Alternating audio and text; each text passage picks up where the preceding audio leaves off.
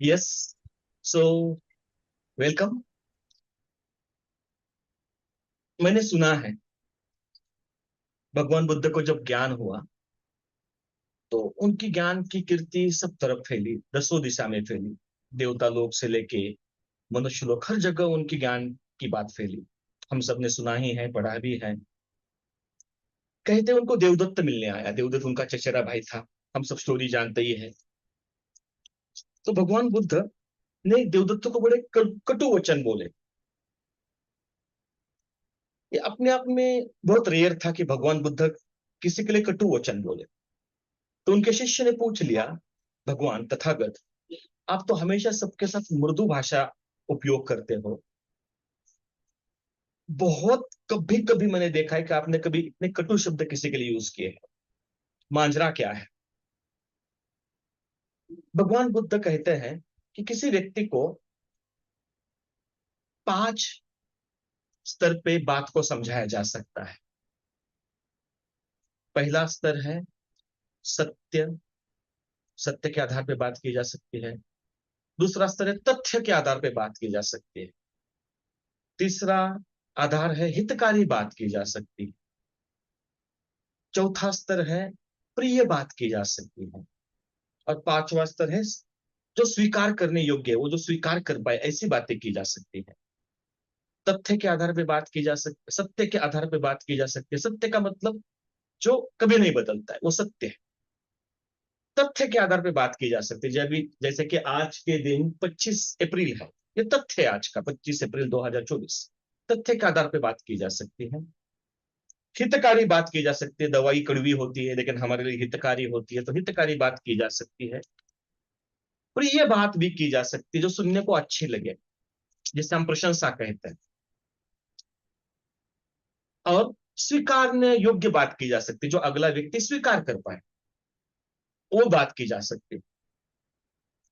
भगवान बुद्ध कहते हैं तथागत, जो जैसा उसे वैसे देखने वाला तथागत, सत्य की बात करते हैं, तथ्य की बात करते हैं, हितकारी बात करते हैं। और हमेशा प्रिय लगे या हमेशा आपको स्वीकार्य हो, ऐसी भी बातें नहीं करते। लेकिन जो सत्य है, जो तथ्य है और जो हितकारी है, तथागत वही बात करते हैं। मैं भगवान बुद्ध को आदि गुरु मानता हूं। आदि गुरु का मतलब है जिनके नीचे बहुत से सदगुरु पैदा हुए, हजारों साल के इतिहास में बहुत से सदगुरु जिनके नीचे पैदा होते हैं उन्हें आदि गुरु कहते हैं। तो भगवान बुद्ध से मैंने ये भी चीज सीखी है। मैं उनको मानता हूँ, अपने आदि गुरु रूप में उनको स्वीकारता हूँ, ज्ञान मार्ग में हूँ।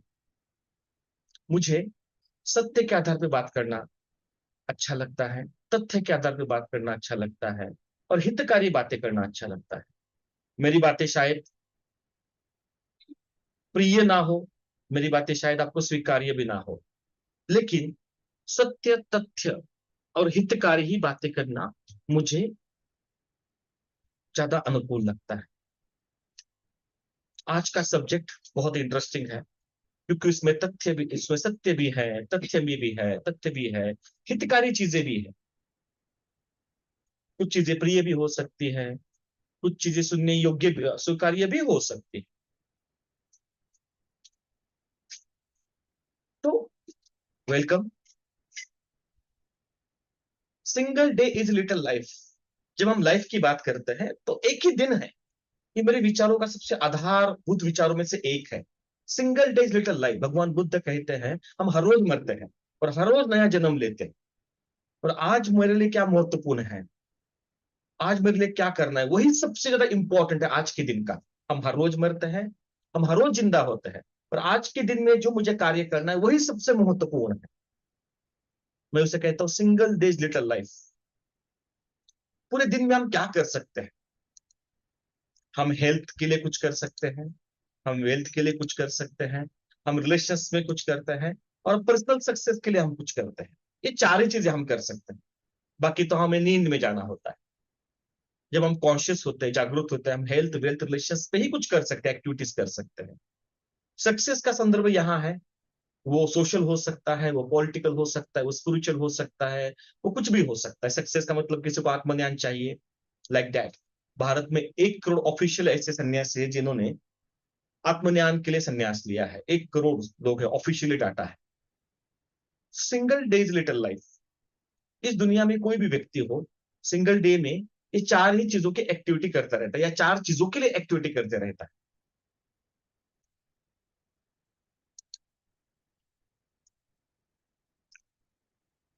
मैंने ऐसे देखा कि हम सबका एक सोल मॉलिक्यूल है। जी हाँ, हम सबका एक सोल मॉलिक्यूल है। हम जहां से भी आए हैं हमें पता नहीं, टू बी वेरी फ्रैंक। लेकिन हम कुछ यहाँ समझने के लिए आए। यहाँ का मतलब इस ग्रह की बात कर रहा हूं।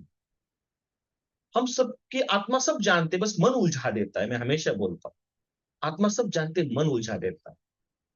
तो हमारा कुछ मीनिंग है, कुछ पर्पज है यहाँ आने का, हम पर्पजफुल यहाँ है।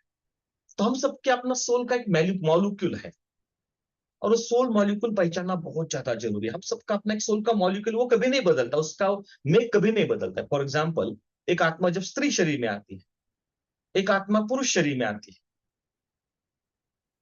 तो कुछ भी हो जाए, स्त्री शरीर के गुणधर्म और पुरुष शरीर की गुणधर्म उसके साथ आजीवन रहते हैं, उसकी इच्छा हो ना हो। स्त्री शरीर का अपना धर्म काम करेगा, पुरुष शरीर का अपना धर्म काम करेगा। सोल तो न्यूट्रल चीज है। तो शरीर का धर्म तो हम समझते हैं, कुछ लोग स्त्री शरीर में है, कुछ लोग पुरुष शरीर में है, कुछ लोगों के पास शरीर छोटा है, कुछ लोगों के पास बड़ा शरीर है, ठीक। लेकिन सोल का भी अपना एक मॉलिक्यूल है, और वो बदला नहीं जा सकता। मेरे अनुभव मुझे बताते हैं, मैंने आई में बी रॉन्ग, आई में बी टोटली रॉन्ग, कि सोल का बेसिक मॉलिक्यूल नहीं बदल सकता है। मैंने आज तक नहीं देखा है। क्या हो सकता है? खुद को जानना बहुत जरूरी है। उसके लिए मेरा सोल मॉलिक्यूल क्या है उसको जानना बहुत ज्यादा जरूरी है। Know your self. हम खुद को क्यों नहीं जान पाते हैं?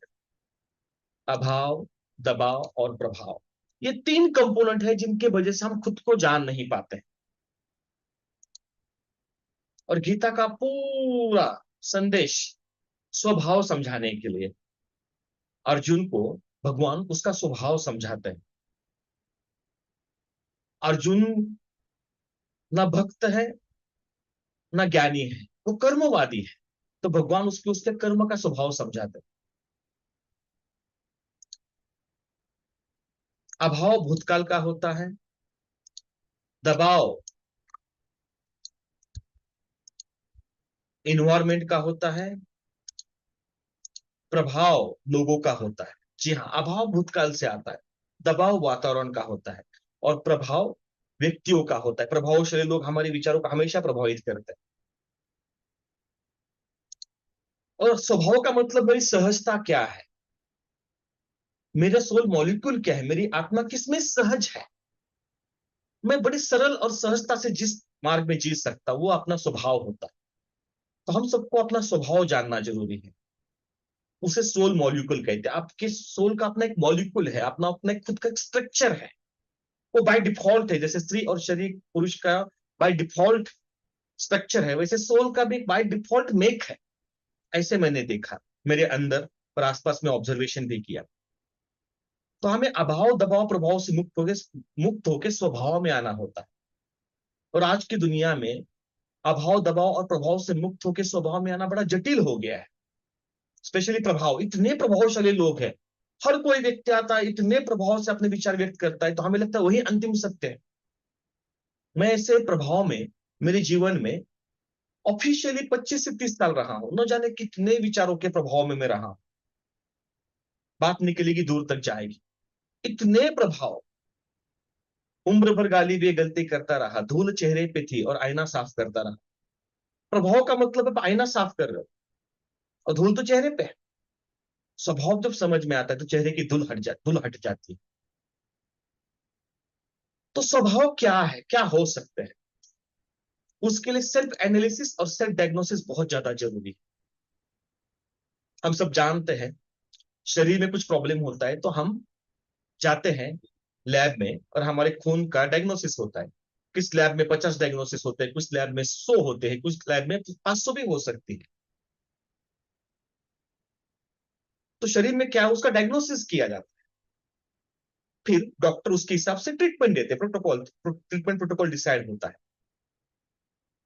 ये शरीर के लिए बहुत सही बात है, लेकिन जब चैतन्य की बात आती है, कॉन्शियसनेस की बात आती है, कॉन्शियसनेस में सेल्फ डायग्नोसिस होना बहुत जरूरी है कि मेरा स्वभाव क्या है भाई। मुझे कर्म भी अच्छे लगते हैं, मुझे ज्ञान भी बड़ा खींचता है, मुझे भक्ति भी बड़ी खींचती है। ये तीन ही प्रमुख मार्ग माने गए हैं, कर्म, ज्ञान और भक्ति। तो मेरा मूल स्वभाव क्या है, मेरा मूल मॉलिक्यूल क्या है? जैसे हम सब में आयुर्वेद कहता है पित्त वात कफ होता है, पित्त भी होता है, वात भी होता है, कफ भी होता है, लेकिन एक प्रधान होता है। जैसे मेरा शरीर, मुझे जो शरीर मिला है प्रकृति से, वो कफ प्रधान है, और उसमें 2 नंबर पे वात आता है, 2 नंबर पे पित्त आता है। कफ प्रधान है, फिर पित्त 2 नंबर पे आता है। तो ऐसे हमें देखना पड़ेगा, खुद का सेल्फ एनालिसिस करना पड़ेगा, मेरा मूल स्वभाव क्या है। मैं कर्म में हूं, मैं ज्ञान का हूं, या मैं भक्ति के लिए बना हूं? ये समझने के लिए हमें स्पिरिचुअल गुरुओं की जरूरत पड़ती है। जी हाँ, अलग अलग आश्रम, अलग अलग सिस्टम, अलग अलग अलग नॉलेज बॉडी बस इतना मदद कर सकते हैं कि आपका मूल स्वभाव क्या है। एक सुलझावा व्यक्ति जो समझता है प्रकृति को, अपने अपने आत्मा को उसने समझा है, जाना है, अपने मन को उसने जाना है, तो वो आपको मदद कर सकता है कि आपका डायग्नोसिस करके दे सकता है। लेकिन ट्रीटमेंट करने वाला एक ही इंटेलिजेंस है, वो सुप्रीम इंटेलिजेंस। ट्रीटमेंट कोई व्यक्ति नहीं कर सकता है, मेरा स्व अनुभव है। कोई भी गुरु वो ट्रीटमेंट नहीं कर सकता। अल्टीमेट डॉक्टर यहाँ नेचर है, अल्टीमेट डॉक्टर वो सुप्रीम इंटेलिजेंस। उसकी इच्छा के बगैर कहते यहाँ कुछ भी नहीं होता। जब चाहे सो प्राण दे, जब चाहे सो प्राण ले, वही सर्वशक्तिमान है, एक इंटेलिजेंस है, वही अल्टीमेट डॉक्टर है। उस इंटेलिजेंस के बारे में भगवान बुद्ध से धम्म कहते हैं। वो सुप्रीम इंटेलिजेंस है, उसके कुछ नियम हमें दिख समझ में आते, कुछ नियमों से हमें समझ में नहीं आते। तो जितने भी सुपर स्पिरिचुअल सुपर मार्केट में परमाउस हंटिंग करते करते मैंने जितना भी देखा है, घूमा है, पढ़ा है, समझा है, मेरे अल्प बुद्धि से, मेरे लिमिटेड नॉलेज में, मेरे इंपेरिकल डाटा में, मेरे समझ में, कोई भी गुरु किसी को अंतिम यानी कि आत्मा तक नहीं पहुंचा सकता है। उसके पीछे अनसीन ऑर्डर की कृपा चाहिए, उसे कृपा कहते हैं। जब व्यक्ति आशीर्वाद देता है उसे ब्लेसिंग्स कहते हैं, लेकिन जब अस्तित्व आशीर्वाद देता है तो उसे कृपा कहते हैं। कृपा के सिवाय संभव नहीं है, अनसीन ऑर्डर की इच्छा होनी चाहिए। ये सुप्रीम इंटेलिजेंस जो हजारों सालों से था, हजारों सालों बाद भी होगा, अभी भी है। बुद्ध नहीं थे तो भी हजारों सालों से इंटेलिजेंस था, बुद्ध थे तो भी था, कृष्ण थे तो भी था, और आगे भी हजारों साल रहेगा। इत्र तत्र सर्वतो पहला हुआ इंटेलिजेंस, उसकी कृपा के सिवाय यहाँ इस ब्रह्मांड में कुछ भी संभव नहीं। मैं यहाँ आपसे बात भी कर पा रहा हूं, वो अनसीन ऑर्डर के सिवाय पॉसिबल नहीं।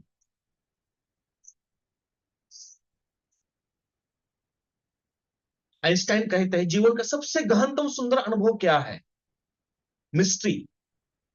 सबसे गहन जो अनुभव वो मिस्ट्री है। आइंस्टाइन सच में ज्ञानवादी थे, ज्ञान मार्गी थे, कभी लैब में नहीं गए हो। साइंस में ज्ञानवादी व्यक्ति स्पेशली आइंस्टाइन कभी लैब में नहीं गए, थॉट एक्सपेरिमेंट से ही सारे नियम ढूंढे उन्होंने। ये सुप्रीम इंटेलिजेंस मिस्ट्री है, उसे समझाने जा सकता है। विलियम ब्लेक कहते हैं, एक रहस्यवादी कवि, something unknown is doing something we don't know what. कोई तो अदृश्य शक्ति कुछ तो कर रही है और वो हमें पता नहीं वो क्या कर रही है, वो मिस्ट्री ही है। ओशो उसे कहते हैं अननोएबल। अस्तित्व का ऐसा स्तर है जो अननोएबल, उसे जाना ही नहीं जा सकता, अननोएबल है। यस, का डायग्नोसिस हो सकता है लेकिन ट्रीटमेंट देने वाला वही तत्व है, वो supreme intelligence. Love is ultimate destination. जीवन रूपी पर्वत में चढ़ने के लिए 3 वे हो सकते हैं, कर्म, ज्ञान, भक्ति। जीवन रूपी पर्वत पे चढ़ने के लिए 3 ही मार्ग है फंडामेंटल, कर्म, ज्ञान और भक्ति। और लेकिन अंतिम सत्य क्या है? चाहे कर्म के मार्ग पे चलो, क्या चाहे ज्ञान के मार्ग पे चलो, चाहे भक्ति के मार्ग पे चलो, अंतिम सत्य क्या है? अंतिम डेस्टिनेशन क्या है? अल्टीमेट डेस्टिनेशन लव ही है। मैं पिछले 25 सालों में काफी घुमा हूं, हिमालय में रहा हूं, अलग अलग साधुओं के साथ रहा हूं, मैंने अलग अलग साधु देखे जो कर्म के मार्ग पे है, ज्ञान के मार्ग पे है, भक्ति के मार्ग पे है। 30 40 के अलग अलग आश्रम व्यवस्था को देखा है मैंने, गृहस्थों को भी देखा है। लेकिन अल्टीमेट ट्रूथ जो है, कोई व्यक्ति विकसित हो रहा है तो उसमें प्रेम तत्व बढ़ते जाता है। ये मेरी समझ है। I may be wrong, I may be totally wrong. आप कर्म के मार्ग पे हो, ज्ञान के मार्ग पे हो, भक्ति के मार्ग पे हो, तो आप कितनी प्रगति कर रहे हैं, बस आपके अंदर लव एलिमेंट कितना बड़ा है, वो एक बेंच मार्क है। तो यस, ये 3 मार्ग हैं। मेरा सोल पाथ क्या है, हम सब ये डायग्नोस करने के लिए बैठे। आई एम नॉट गुरु, मेरी हैसियत भी नहीं है, इसलिए मैंने कहा विजडम कहना मेरे लिए थोड़ा, मेरी आत्मा स्वीकार नहीं करती। मुझे लगता है ये तो नॉर्मल चीजें हैं, मेरे अनुभव की ये है। उसे प्रतिभा नहीं कहूंगा मैं, उसे अपना लॉजिकल एनालिसिस कहूंगा। मैंने जो देखा, जो मुझे समझ में, मैं यहाँ शेयर करता हूँ। What is my soul path, ये समझना बहुत जरूरी है। रतन टाटा हम सब जानते हैं। मैथ्यू रिकार्ड, ये एक सन्यासी है, बौद्धिस्ट सन्यासी है। Matthieu Ricard world's most happiest person कहा जाता है। गूगल पे जाओगे, दुनिया का सबसे आनंदी व्यक्ति को कहा जाता है। न्यूरो साइंस ने उनका पूरा स्टडी किया है, साइंटिफिक स्टडीज। ये बौद्ध मॉन्क है, नेपाल में है, मैथ्यू रिकार्ड। और नीम करोली बाबा, काफी लोगों ने सुना होगा इनके बारे में। ये 3 लोगों के बारे में जिनके रेफरेंस अभी के कॉन्टेक्स्ट में समझना आसान है, ऐसे बनने लिए ये 3 लोग मुझे दिखे जो अलग अलग मार्ग पे। रतन टाटा जी सुखी है, सही अर्थ में सुखी है। इतने बड़े व्यक्ति, कहते टाटा ग्रुप ने अगर पैसा दान नहीं किया होता तो वर्ल्ड में वो हमेशा नंबर 1 रहते। सुखी व्यक्ति है रतन टाटा। मैथ्यू रिकार्ड आनंदी व्यक्ति है। नीम कुरली बाबा प्रेम में है। नीम कुरली बाबा के कैची धाम में जाओगे, आश्रम में जाओगे, उनका प्रेम अभी भी वाइब्रेट होता है, वाइब्रेशन मिलता है। सुख, आनंद और प्रेम।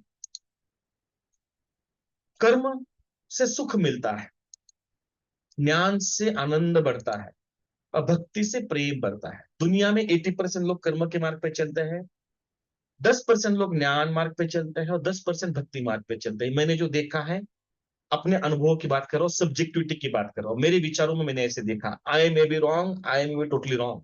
सत्य की घोषणा करने की मेरी कोई हिम्मत नहीं है, ना कोई दावा है। बड़ी विनम्रता से कहता हूं, जो मुझे समझ में है वही बात करूंगा मैं, फर्स्ट हैंड एक्सपीरियंस। तो जो लोग कर्म मार्गी है वो सुख की खोज से शुरू करते हैं। जो ज्ञान ज्ञान मार्गी है वो आनंद की खोज से शुरू करते हैं। और भक्ति मार्ग वो समर्पण के मार्ग पे चलते हैं, प्रेम प्राप्त कर लेते हैं। तो 3 तरह के पाठ हो सकते हैं। मेरा वे क्या है, कर्म, ज्ञान, भक्ति। रतन टाटा जी का चलो हो गया, मैथ्यू जी का हो गया, नीम कुरली बाबा जी का भी हो गया। उन्होंने अपने लाइफ के मोटा मोटा 40 50 साल एक दिशा में लगाए, रतन टाटा जी ने, मिस्टर मैथ्यू ने, और नीम कुरली बाबा ने। सवाल है मेरा मेरा क्या, मेरा क्या वे है। क्योंकि मेरा ऐसा मानना है, जो ब्रह्मांड के जो एल्गोरिदम्स है, आपके सोल के फंडामेंटल एल्गोरिदम को रेजोनेंस करते हैं, प्रतिसाद देते हैं। आपका सोल मॉलिक्यूल आपको समझ में आ जाए तो बाहर ब्रह्मांड होते प्रतिसाद देने लगता है, प्रतिसंवाद करने लगता है, रेजोनेंस करने लगता है, जिसे सिंक्रोनिसिटी भी कहते हैं। आपके आत्मा को रिस्पॉन्ड करने लगता है, लेकिन आपका मार्ग पता होना जरूरी है। क्या डेफिनेशन है इस मार्ग की। कर्म मार्गी कौन है, जो लोग दुनिया को जानना चाहते हैं वो कर्म मार्गी है। दुनिया में कितने लोग हैं, दुनिया में क्या क्या चल रहा है, वो लोग कर्म मार्गी है। उनको बेसिकली दुनिया को जानना है, दुनिया से आनंद लेना है, कितना सुंदर है दुनिया, कितनी विशालता है। ज्ञान मार्गी कौन है, जो खुद को जानना चाहते हैं, मैं उन्हें ज्ञान मार्गी कहता हूं। अपने अंदर मैं क्या हूं उसको जानने की जो तड़प है, वो ज्ञान मार्गी। भक्ति मार्गी कौन है, जो भगवान को जानना चाहते हैं, वो भक्ति मार्गी। कर्म मार्गी जो दुनिया को जानना चाहते हैं, ज्ञान मार्गी जो खुद को जानना चाहते हैं, और भक्ति मार्गी जो भगवान को जानना चाहते हैं। भगवान का तात्पर्य यहां है एक सुप्रीम इंटेलिजेंस, जिसे शंकराचार्य ने ब्रह्म कहा। ज्ञान का मतलब अंदर जो आत्मा है, वो जो इन्फिनिट इंटेलिजेंस कहीं छुपा है मेरे अंदर, उसको जानने की जो ललक है, वो ज्ञान मार्गी हो जाता है। और कर्म मार्गी पंच इंद्रियों से बाहर की दुनिया को जानना चाहते, उसे एंजॉय करना चाहते, एक्सप्लोर करना चाहते हैं। ये तीन फंडामेंटल मार्ग है, और ये तीनों चीजें हम में है।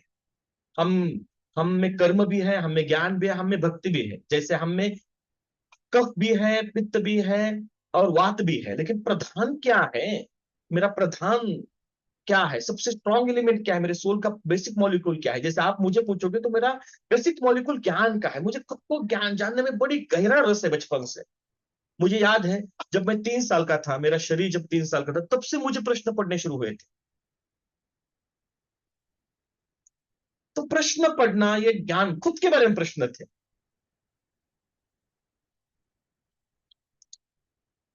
तीन पाथ है: कर्म मार्ग,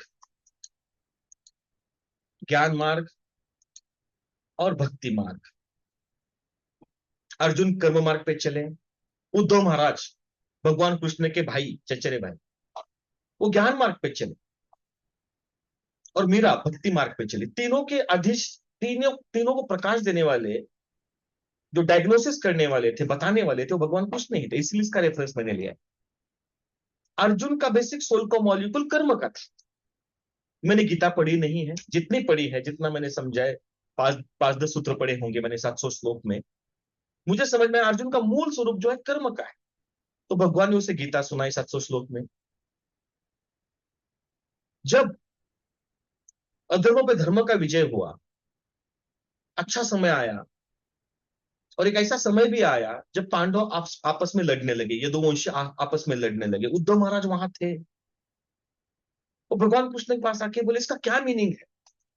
इतनी झंझटें हुई, इतना सब कुछ होने के बाद भी इसका अंत क्या हो रहा है? ये झगड़ा कर रहे हैं, बेहोश हो गए हैं, मदिरा पान करके एक दूसरे को मार रहे हैं, इसका जीवन का मीनिंग क्या है? तो कहते भगवान कृष्ण ने उद्धव महाराज को उद्धव गीता समझाई,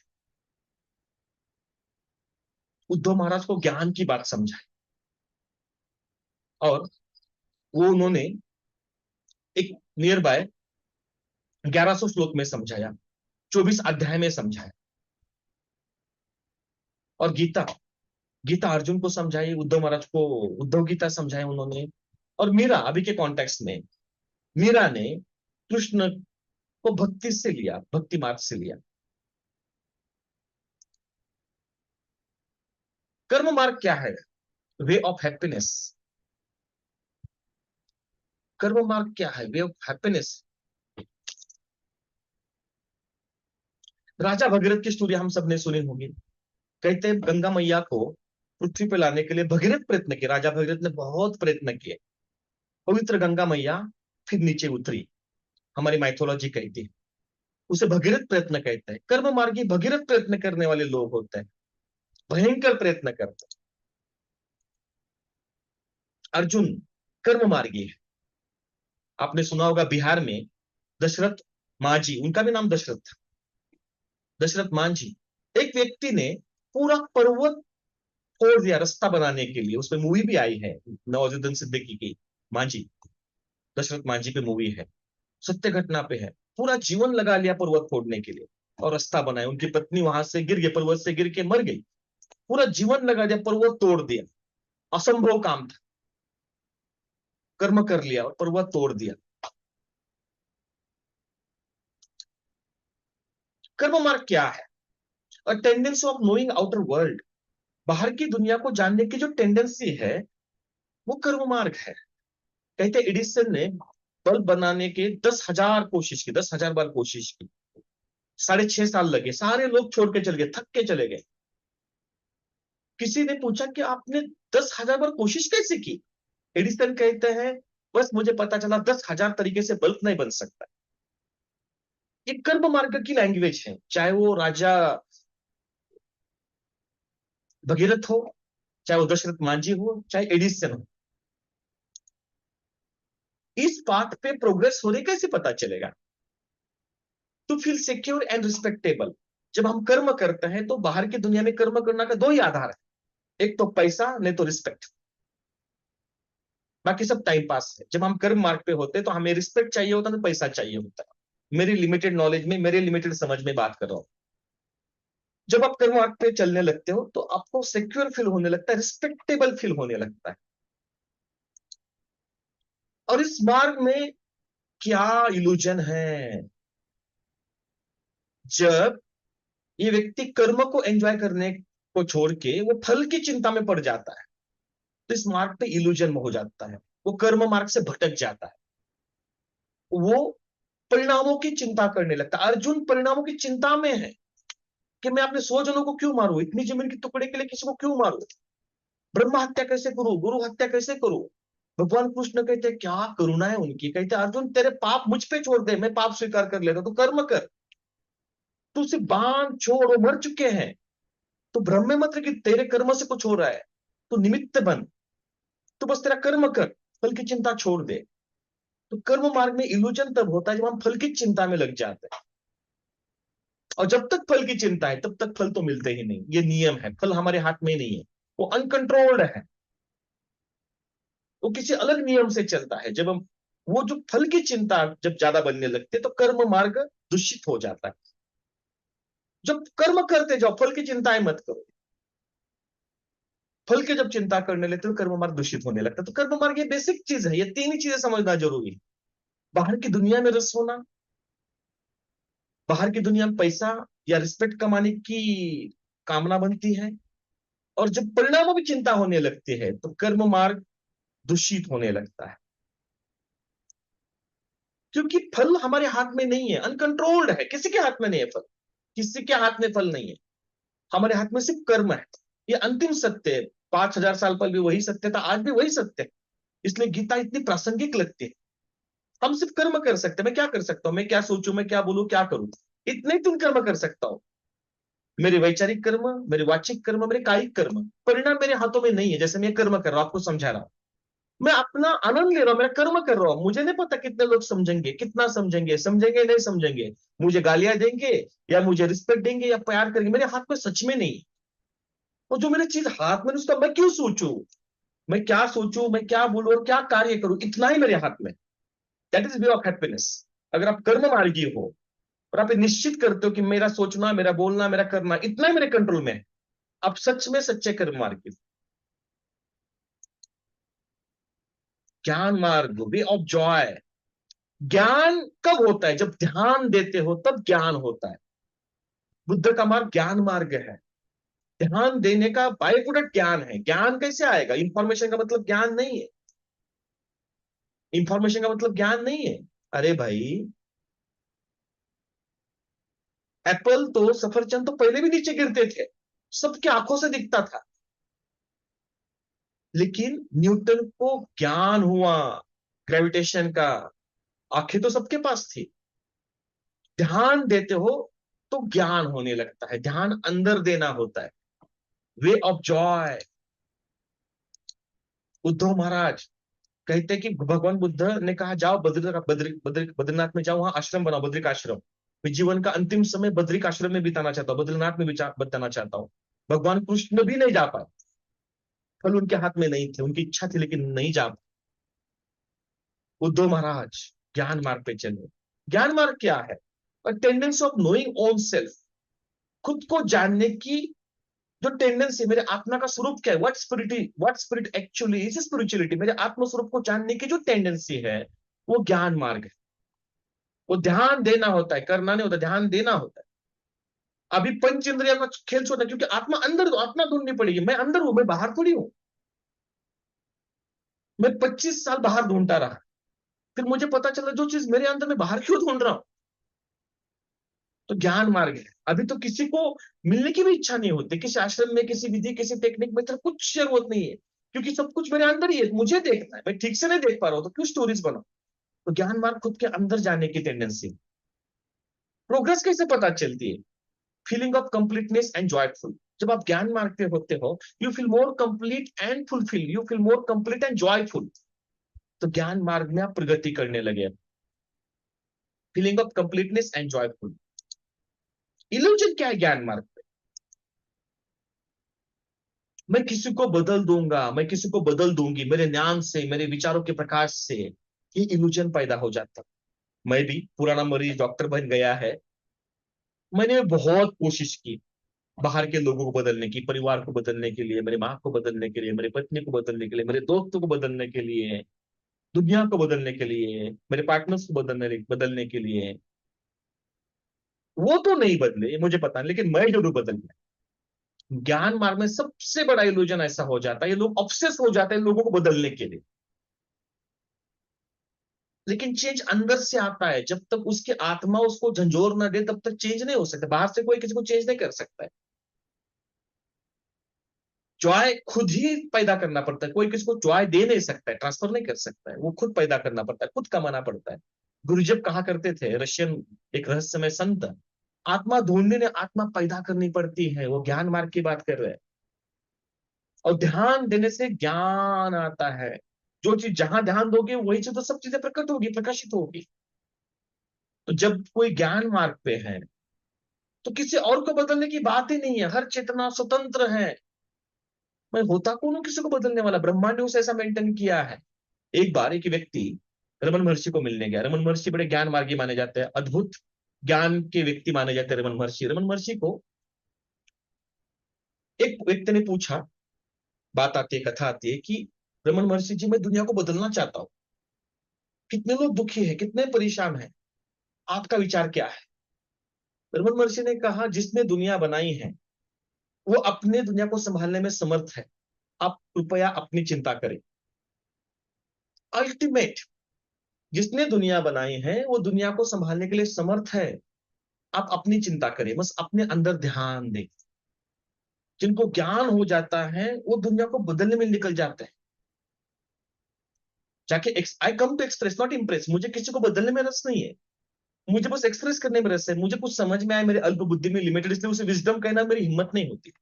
मैं कहता हूँ कि मुझे जितना समझ में आया मेरे लिमिटेड परसेप्शन में, मैं वो शेयर कर सकता हूँ ज्यादा से ज्यादा। तो ज्ञान मार्ग पे हो, अगर ऑब्सेशन हो रहा है, प्लीज अवेयर हो जाओ। वो जहर है ऑब्सेशन, ये जहर है। ओशो ने अपने पूरे जीवन में सदी में सबसे बड़ा जो ज्ञान मार्गी व्यक्ति हुए उनमें से एक है ओशो। मेरे शिक्षा गुरु है, मेरे शिक्षा नौ शिक्षा गुरु है, उनमें से भगवान ओशो, भगवान रजनीश है, ओशो है।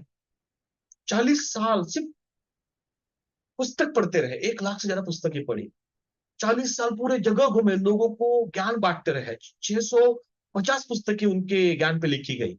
5,000 घंटे से ज्यादा उनके प्रवचन है। अद्भुत व्यक्ति ज्ञान पे। इस सदी में सबसे अद्भुत लोगों में से एक ज्ञानमान। ज्ञान कितना गहन है। जिनको मोती चाहिए ना, उनको समंदर में जाना पड़ेगा। मोती ऊपर ऊपर नहीं मिलेगी, किनारे पे मोती नहीं मिलते। किनारों पे तो शंख मिल सकता है आपको, लेकिन मोती चाहिए तो गहरे पानी पेट गहरे पानी में जाना पड़ेगा, गहरे आत्मा में उतरना पड़ेगा। गहरा ज्ञान चाहिए तो गहरा अंदर जाना पड़ेगा। ज्ञान पुस्तकों में से नहीं आता, वो इंफॉर्मेशन है। यूट्यूब से नहीं आता, वो इंफॉर्मेशन है। ज्ञान आत्मा में होता है, बस प्रकाशित हो जाए तो सब अपने आप दिखने लगता है, समझ में आने लगता है।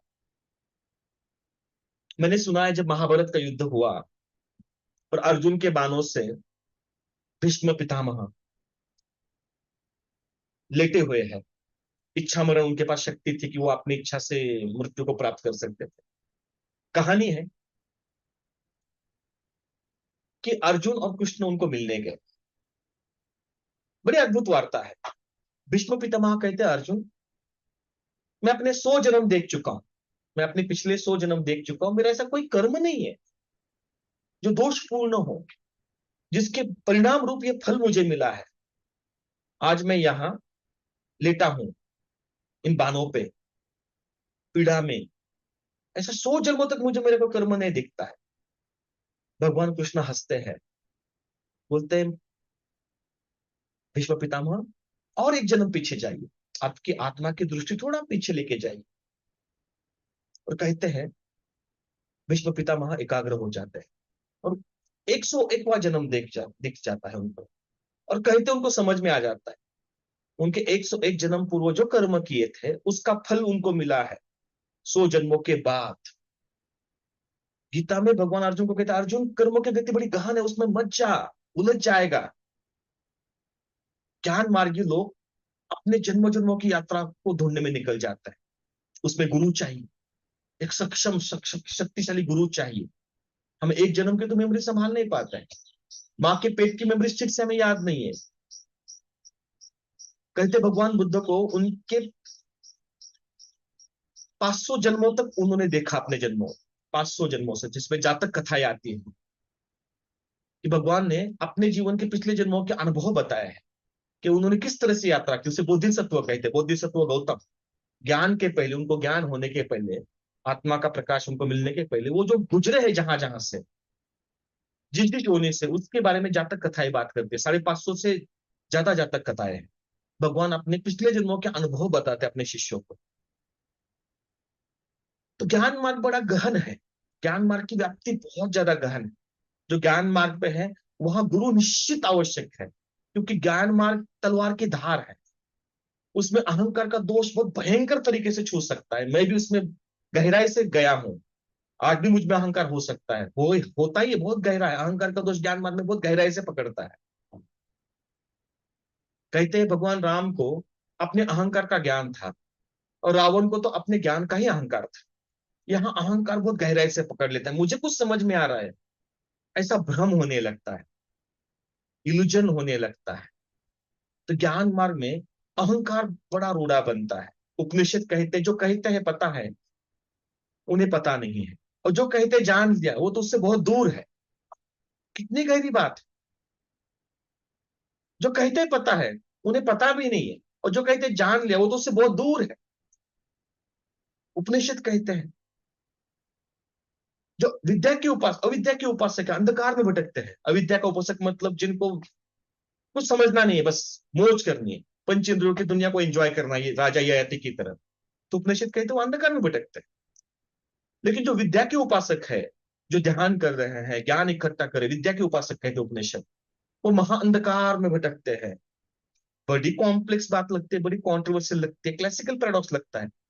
विद्या के उपासक है और महाअंधकार, वो महाअंधकार ही अहंकार है। आपने देखा होगा, आपको एक क्रिमिनल आपको हम्बल दिखेगा, लेकिन जैसे जैसे व्यक्ति ज्ञान की सीढ़ियां चढ़ने लगता है, उसमें एक अजीब सा अहंकार आने लगता है। मेरा तो फर्स्ट हैंड एक्सपीरियंस है। मैंने बहुत एंजॉय किया अहंकार को। साला कंटाला आ गया। वो जो अहंकार का जो दंश है, वो इतनी नशा है, उसकी इतनी भयंकर नशा है। हो सके अगर आप ज्ञान मार्ग पे, तो उस नशे से बचिए। एक ही मार्ग है, गुरु को संपूर्ण शरणागत जाओ, संपूर्ण शरणागत जाओ। कोई किंतु परंतु नहीं, कोई शंका नहीं, कोई कुशंका नहीं। ज्ञान, गुरु को आप शरण जाते हो, क्योंकि जहां से ज्ञान आता है, गुरु ज्ञान देते हैं, तो अहंकार टिक नहीं सकता है। ज्ञान और अहंकार एक साथ। तो ये ज्ञान मार्ग है, बड़ा गहरा है। ज्ञान बहुत ज्यादा है और इसकी व्याप्ति बहुत ज्यादा है। तीसरा मार्ग आता है वे ऑफ लव, भक्ति मार्ग। मीरा कहते हैं कि मीरा का पति राजा था, वो आया, बोले मीरा ये क्या लगा के रखा है, मैं तेरा पति हूं। मीरा कहती है मुझे तो बस सब स्त्री ही दिखते हैं, बस एक ही कृष्ण है जो पुरुष है, बाकी तो सब स्त्री है, मेरे लिए कोई है ही नहीं, बस एक ही पुरुष है, मेरे कृष्ण। ऐसी भक्ति, उनको जहर पिलाया गया तो जहर भी कुछ काम नहीं कर पाया उनके अन्नमय कोश पे, उनके भौतिक शरीर पे। ऐसी भक्ति की मस्ती। प्रहलाद का उदाहरण आता है भक्ति के बारे में। हमारे शास्त्रों में तो भक्तों के कितने एग्जाम्पल हैं। वे ऑफ लव, वो प्रेम में पड़ गए, विशाल के प्रेम में पड़ गए, भगवान के प्रेम में पड़ गए। अभी उनको कुछ नहीं, भक्ति की पहली शुरुआती कंडीशन ही वही है। कोई दावा नहीं कर सकता। अहंकार, पहली स्टेप है, अहंकार छोड़ना पड़ेगा। कबीर कहते हैं जब मैं था तब हरि नहीं, अब हरि है तो मैं नहीं। भक्ति में तो मैं की बात ही नहीं हो सकती, दो एग्जिस्ट नहीं, कोई एग्जिस्ट ही नहीं कर सकते। भक्ति में एक ही होता है, भगवान होते हैं, भक्त होता ही नहीं है, सिर्फ भगवान होता है। वो भक्ति मार्ग है। आपको जान के आश्चर्य होगा, इस्लाम, क्रिश्चियनिटी और हिंदुइज्म बेसिकली भक्ति मार्ग है, बहुत गहराई में। लेकिन जब भक्ति समझ में नहीं आती है, वो रिजिडिटी आ जाती है। एक अंतिम ऊर्जा है जिसको शरण जाने के सिवा कोई मार्ग नहीं है। उसी की कृपा से सब कुछ होता है। जब चाहे सो प्राण दे, जब चाहे सो प्राण ले, वही सर्वशक्तिमान है। भक्ति मार्ग सबसे श्रेष्ठ माना गया है। जी हाँ, कर्म और ज्ञान से भी ज्यादा श्रेष्ठ माना गया है। अरे भाई, कर्म तो ज्ञान कर्म मार्ग भी करेंगे, ज्ञान ज्ञान मार्ग भी करेंगे, भक्ति मार्ग भी करेंगे, लेकिन आपके कर्म का आधार क्या है? कर्म का आधार क्या है? भक्त का कर्म का आधार उसके श्रद्धेय है, भगवान का भोग है उनके लिए। कर्म भगवान को भोग चढ़ा रहे हो अपने कर्म से। ज्ञान अर्थ के आधार पे कर्म करते हैं, उनका आधार, ज्ञान का आधार अर्थ स्पष्ट होना, उसके आधार पे वो ज्ञान करते, यानी कि कर्म करते हैं। और कर्म मार्गी जो लोग हैं, वो सब अपने कर्म को एंजॉय करते हैं, फल की चिंता नहीं करते। उनका आधार वो एंजॉयमेंट है, वो सुख है, कर्म करने का सुख है, काम करने का सुख है। भक्ति, व्हाट इज भक्ति मार्ग? A tendency of knowing the Almighty, जो ईश्वर है, जो अदृश्य है, जो इत्र तत्र सर्वतो है, जो ब्रह्म है, उसके प्रेम में घिरे हुए व्यक्ति वो भक्ति मार्गी होते हैं। बड़े अद्भुत होते हैं, बड़े बिरले होते हैं। कहते हैं, मैंने सुना है, ज्ञान के सूरज, जिन्हें भगवान व्यास कहा जाता है, महर्षि व्यास कहा जाता है, आदि गुरु महर्षि व्यास है, उनके हाथों के नीचे, उनके प्रकाश में हजारों सदगुरु पैदा हुए इस ग्रह पे। व्यास पूर्णिमा मनाते हैं हम, ज्ञान की पूर्णिमा है। गुरुओं की गुरु पूर्णिमा भी है वो, व्यास व्यास पूर्णिमा। गुरुओं की गुरु, आदि गुरु भगवान व्यास कहते हैं कि उन्होंने 4 वेदों की रचना की, 18 पुराणों की रचना की। अद्भुत व्यक्ति, ज्ञान के सूरज। कहते एक दिन उदास बैठे थे, कहानी है, नारद मुनि उनके पास आए। नारद मुनि ने कहा, महर्षि व्यास, आप और उदास, आपके जैसा प्रखर, आपके जैसा अद्भुत ज्ञानी इस ग्रह पर कभी नहीं हुआ, और आप उदास, ज्ञानी व्यक्ति उदास कैसे हो सकता है? महर्षि व्यास, ज्ञानी व्यक्ति प्रामाणिक होते हैं, अगर आप सच में ज्ञानी हो तो प्रामाणिकता उसकी प्राइम कंडीशन, ऑथेंटिकनेस। बोलते पता नहीं महर्षि, मैंने 4 वेदों की रचना की, 18 पुराणों की रचना की, लेकिन मेरा हृदय तृप्त नहीं है। इंद्रिय तृप्त है लेकिन हृदय तृप्त नहीं है। मेरी बुद्धि शांत हो गई है, लेकिन मेरा हृदय तृप्त नहीं, मैं समझ नहीं पा रहा हूं।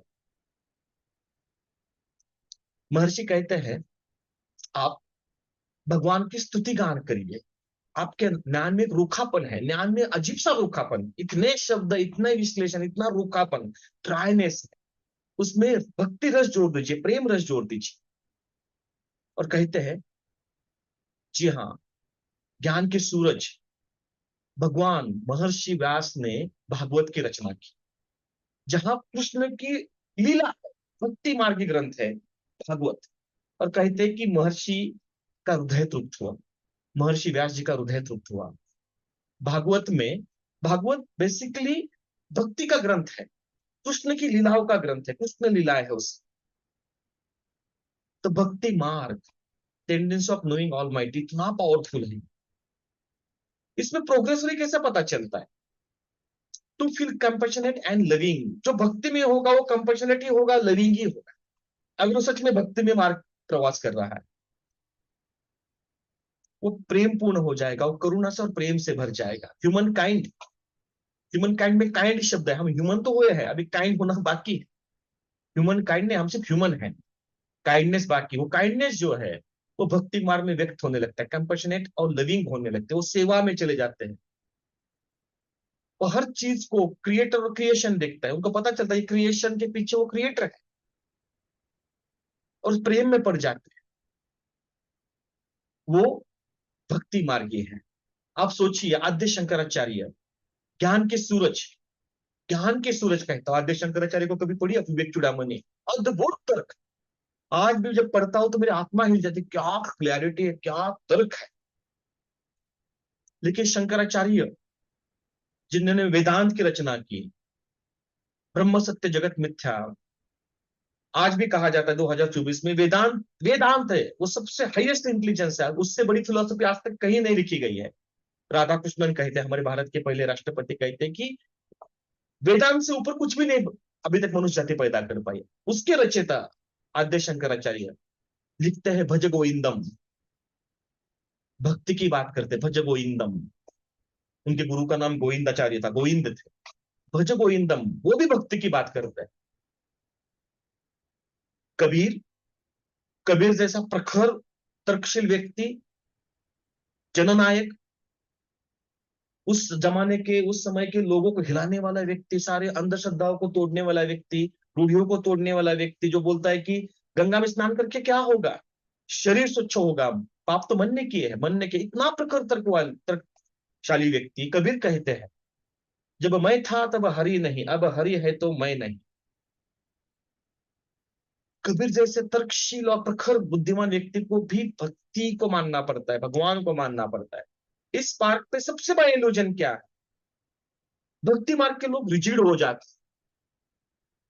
भक्ति मार्ग के लोग रिजिड हो जाते हैं। मैंने सुना है एक बुढ़िया, उसके गली में झगड़े हुए, उसके पास एक उसका अ, मुर्गा था। वो हर रोज सुबह सूरज उगने के बाद कुकड़ू करता था। वो बड़ा गुस्सा आया, बुढ़िया थी, बोली देखती हूँ इस गांव वालों को, कल ना मैं अपने मुर्गे को बाहर निकालूंगी नहीं, देखना कैसे सूरज उगता है। फिर भी सूरज उगा। भक्ति मार्ग में मैंने देखा है, मैंने काफी भक्ति मार्ग के लोगों से रहा हूँ, मोमेंट्स देखी है मैंने भक्ति मार्ग की। उनको लगता है हमारे भगवान ही अंतिम सत्य, बाकी तुम्हारा भगवान कचरा है। वो ऐसा कहना है कि जैसे ट्यूबलाइट से जो प्रकाश आ रहा है ना, वही अंतिम सत्य है। वो जो बल्ब से प्रकाश आता है ना, वो सत्य नहीं। अरे भाई, प्रकाश का एक ही सोर्स है, हर हजारों जगह से वो प्रकाश विकसित हो रहा है, प्रमाणित हो रहा है। तो भक्ति मार्ग अपने आदर्श में रुक जाते, बोलते हमारे गुरु ही अंतिम सत्य, हमारे भगवान ही अंतिम सत्य है। शिव बोलते हैं हमारे विष्णु ही अंतिम सत्य है। शिव को मानने वाले बोलते हैं हमारे अंतिम सत्य। कृष्ण को मानने वाले बोलते हैं हमारे भगवान ही अंतिम सत्य है। और आपके जान के आश्चर्य होगा, धर्म के नाम पे सबसे ज्यादा खून बहा है इस ग्रह पे। वो जिहादी बन जाते हैं, रिजिड बन जाते हैं। इस्लाम भक्ति मार्ग है, क्रिश्चियनिटी भक्ति मार्ग है, हिंदुइज्म में भक्ति मार्ग की धाराएं है। लेकिन मिसअंडरस्टूड हो जाता है ना, आंखों में कचरा चला जाता है, हिमालय दिखना बंद हो जाता है। अद्भुत है भक्ति मार्ग। किसी सच्चे भक्त को मिलना, हृदय परिवर्तित हो जाएगा, उसके होने मात्र से हृदय परिवर्तित ना, आंदोलित होता है। इस समय इस्कॉन के फाउंडर भक्ति वेदांत जी, स्वामी भक्ति वेदांत जी, जिन्होंने गीता से भक्ति मार्ग लिया, ISKCON international society for Krishna consciousness, और भक्ति की एक मूवमेंट खड़ी कर दी। स्वामीनारायण पंथ प्रमुख स्वामी जी, भक्ति का अद्भुत काम। प्रमुख स्वामी के जीवन को कभी देखिए, 60 साल के सामाजिक जीवन में ऐसा भक्त, कुछ नहीं, बस भक्ति भक्ति भक्ति। अब्दुल कलाम ने उनको गुरु माना। अद्भुत व्यक्ति प्रमुख स्वामी जी, भक्ति मार्ग पे चले, कोई दावा ही नहीं है, कोई दावा नहीं, बस भगवान में भजो, बात खत्म। किसी को बदलने का प्रयत्न नहीं, किसी को ज्ञान देने की कोशिश नहीं, बस भक्ति में रहना है, मंदिर बनाने हैं, भगवान सबका भला करेंगे, भगवान को भजो, वो सबकी चिंता करते, बस भक्ति मेरे 60 साल ऐसे जी। अब्दुल कलाम ने प्रमुख स्वामी पे जो पुस्तक लिखी है ट्रांसेंडेंस, पढ़ना कभी, हिंदी में भी अवेलेबल है। एक प्रखर ज्ञान वाली व्यक्ति, क्योंकि अब्दुल कलाम प्रखर, मेरे हिसाब से प्रखर वो कर्मवादी है। अब्दुल कलाम, उनका सोल प्रखर कर्मवादी, प्रखर कर्मवादी, सच्चे कर्मवादी। और प्रमुख स्वामी को शरण जाते हैं और उनको गुरु स्वीकार कर लेते हैं, उनको पुस्तक लिखते हैं। तो भक्ति मार्ग है।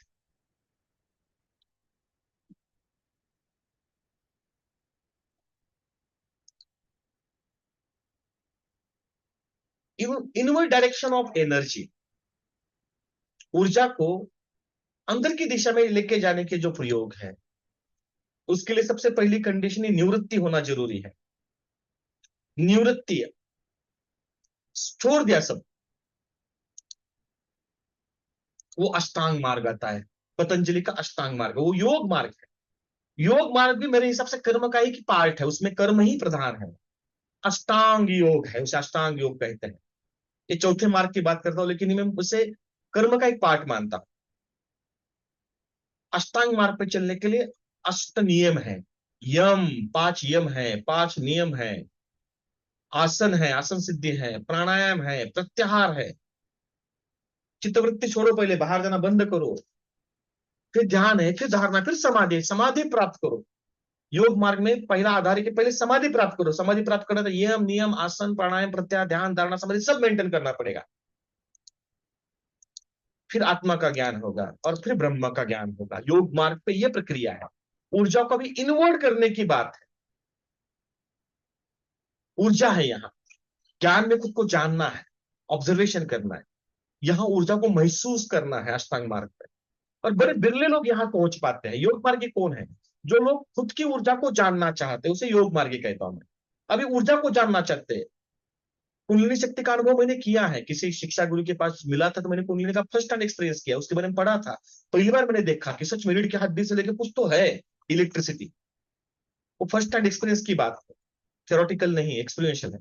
जो लोग खुद की ऊर्जा को जानना चाहते हैं तो योग मार्ग, अपनी कुंडलिनी शक्ति को मूलाधार से सहस्त्र पे उठाने की पूरी प्रक्रिया है, तो योग मार्ग है। 1% लोग चल पाते होंगे योग मार्ग पे मेरे हिसाब से। वे ऑफ पीस, संन्यास लेना पड़ेगा, निवृत्ति लेनी पड़ेगी, सब छोड़ना पड़ेगा। यम नियम आसन प्राणायाम ध्यान धारणा समाधि प्राप्त करनी पड़ेगी। ब्रह्मचर्य मेंटेन करना पड़ेगा, प्राइम कंडीशन। प्रत्याहार करना पड़ेगा, चित्तवृत्ति निरोध करनी पड़ेगी। महर्षि Patanjali, a tendency of feeling inner energy, ये टेंडेंसी इनर एनर्जी को महसूस करने की टेंडेंसी जिनमें होती है। 1% लोग मुझे लगता है इस मार्ग पे चल सकते हैं। प्रोग्रेस क्या है इसकी? फील पीसफुल एंड काम। जो लोग योग मार्ग पे चलते हो पीसफुल और काम हो जाते हैं। आजकल योग मार्ग का मतलब क्या है? प्राणायाम करो, योग करो, योगा करो। बहुत से लोग योग मार्ग को सिर्फ एक्सरसाइज मान के बैठे हैं, हेल्दी रहने की एक्सरसाइज। यस, उसका एक पार्ट है। पतंजलि में 195 सूत्र है, उसमें से 4 ही सूत्र योग और प्राणायाम के हैं। 191 सूत्र तो इंटरनल चेंजेस के हैं। मन अहंकार विचार बुद्धि से परे जो आत्मा का प्रांत है उस तक पहुंचने के सूत्र है, समाधि के सूत्र है। लेकिन आज योग सिर्फ प्राणायाम और कुछ आसनों तक सीमित हो गया है। लोग उसे को योग बोलते हैं। यस, वो योग है लेकिन अर्ध सत्य है। प्राणायाम योग योग नहीं है, वो तो उसका छोटा सा पार्ट है। इसमें इल्यूजन क्या हो जाता है? They become victim of God complex pattern, जैसे कहते हैं गॉड कॉम्प्लेक्स पैटर्न। इस मार्ग पे जब कोई चलता है, मैं ऐसे कितने लोगों को देखा है, मिला हूं, उनके अंदर कुछ शक्तियां जागृत हो जाती है। कुछ लोग भूत भविष्य वर्तमान समझ पाते हैं, कुछ लोग मन पढ़ पाते हैं, तो उनमें गॉड कॉम्प्लेक्स पैदा हो जाता है। वो खुद को अलग ही श्रेष्ठ मानने लगते हैं क्योंकि उनके पास कुछ सिद्धियां आ जाती है, सच में आती है। मैंने देखा, ऐसे लोगों को मिला भी हूं मैं, फर्स्ट हैंड एक्सपीरियंस से मेरा। लेकिन इस मार्ग पे इल्यूजन आ जाता है, गॉड कॉम्प्लेक्स पैटर्न डेवलप हो जाता है। जाने अनजाने में उनको लगता है वो दुनिया से श्रेष्ठ है, उनके पास कुछ सिद्धियां आ गई। क्योंकि ऊर्जा को जब आप एकाग्र करोगे, चित्त शुद्धि करोगे, अंदर की दुनिया में जाओगे, अष्टांग योग पे चलोगे तो सिद्धि आती है। समाधि पाद में इस तरह की, पतंजलि में इस पे बात होती है, विभूति पाद में इस पे बात होती है, सिद्धियों के बारे में बात होती है। तो ऐसे कुछ लोग देखे भी है मैंने, तो उनमें एक अजीब सा गॉड कॉम्प्लेक्स आ जाता है। वो खुद को सर्वज्ञानी समझने लगते हैं, सर्व से शक्तिशाली, खुद को शक्तिशाली समझने लगते हैं। तो योग मार्ग है, वे ऑफ पीस। जीवन में शांति सुख आनंद और प्रेम का बढ़ना ही विकास है। मार्ग कोई भी हो, ये अंतिम लक्ष्य तो यही है, जीवन लक्ष्य यही है। चाहे मैं कर्म मार्ग पे चलूं, चाहे मैं ज्ञान मार्ग पे चलूं, चाहे मैं भक्ति मार्ग पे चलूं, चाहे योग मार्ग पे चलूं, चार प्रमुख मार्ग अगर हम मानेंगे, उसका अंतिम लक्ष्य क्या है? शांति सुख आनंद प्रेम का बढ़ना ही विकास है। विकास का मतलब है भौतिक पक्ष से चैतन्य पक्ष की तरफ हम जा रहे हैं। हम चिन्मय से मृणमय हो रहे हैं, मृणमय से चिन्मय हो रहे हैं। सॉरी, मृणमय का मतलब जो एकदम नष्ट हो रही है, शरीर मृणमय है। चिन्मय जो कभी खत्म नहीं होता, नष्ट नहीं होता, वो चिन्मय होने की प्रक्रिया जो है वो विकास है।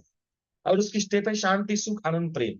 योग मार्ग में शुरुआत शांति से होती है, चित्तवृत्ति निरोध से होती है। कर्म में सुख होता है, सुख के लिए कर्म करते हैं। शरीर की व्यवस्था बनानी है, बाहर की व्यवस्था बनानी है, सुखदायी करना है। ये दुनिया जितनी भी सुंदर है उसमें कर्म मार्गियों का बहुत बड़ा रोल है, नो डाउट अबाउट है। मटेरियलिस्टिक चीजों की, फिजिकल चीजों की बात कर रहे हैं हम, ये झूम भी देख पा रहे हैं तो किसने बहुत कर्म के सॉफ्टवेयर डेवलप करने के लिए, नो डाउट। पीपीटी बनाई है हेतल ने, मेरी पत्नी ने, उसने बहुत मेहनत की है। 15 घंटे लगे पीपीटी बनाने के लिए, कर्म से। तो दुनिया सुंदर बनी है, सुखदायी बनी है कर्म मार्ग से, नो डाउट। आनंद ज्ञान, जो ज्ञान में होते हैं वो आनंद की खोज में होते हैं, नए नए विचार, विचारों को एक्सप्लोर करना, खुद को एक्सप्लोर करना, वो ज्ञान की यात्रा में होता है। और भक्ति में तो शुरुआत ही प्रेम से होती है। अभी अहंकार और प्रेम एक साथ हो नहीं सकता है, तो भगवान के प्रेम में है।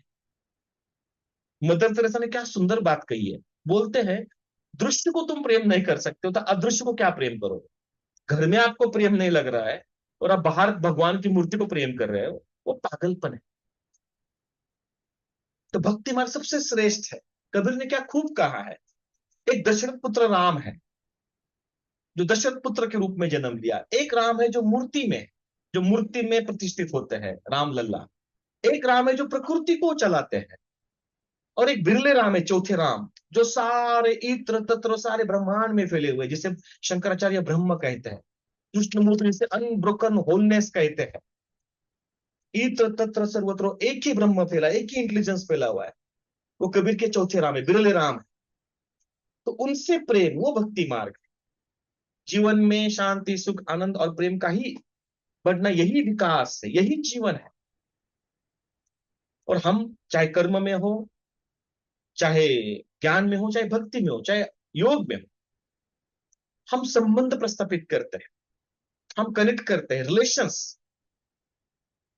हमारे सारा जीवन रिलेशन है, और क्या है लाइफ का मतलब, और क्या है रिलेशन, हम रिलेट कैसे करते हैं। कर्म में हम बाहर की दुनिया से रिलेट करते हैं, ज्ञान में हम अपने सोर्स से रिलेट करते हैं, भक्ति में हम भगवान से रिलेट करते हैं, योग में हम अपनी ऊर्जा से रिलेट करते हैं। It's all about relations, your relations about outer world, your relations about your inner world, your relations about God, your relations about your energy. So life is all about relations, relations, and relations. Thank you. Thank you.